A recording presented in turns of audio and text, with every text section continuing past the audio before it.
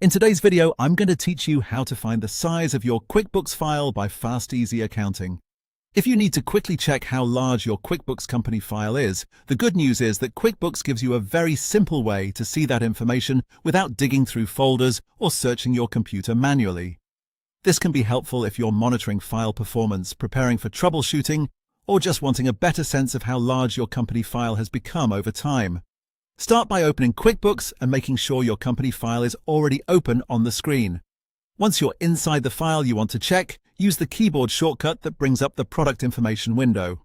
On Windows, press F2.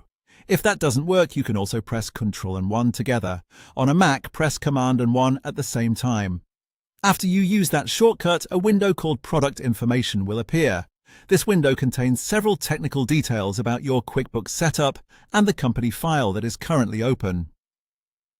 Don't let the extra information distract you. The part you want to focus on is the File Information section. In the File Information area, look for the file size. QuickBooks will show the exact size of your company file in kilobytes, or KB.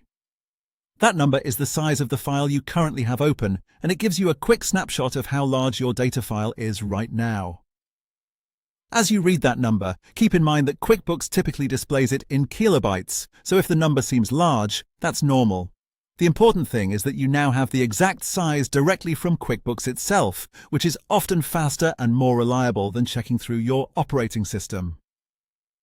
If you manage more than one company file, make sure you're checking the correct file before using the shortcut, because the product information window only reflects the file that is currently open, and that's it. To find your QuickBooks company file size, simply open the file, press F2 or Ctrl+1 on Windows or Command+1 on Mac, then look in the product information window under File Information to see the exact file size in KB. It's a fast and easy method, and once you know where to look, you can check it anytime in just a few seconds.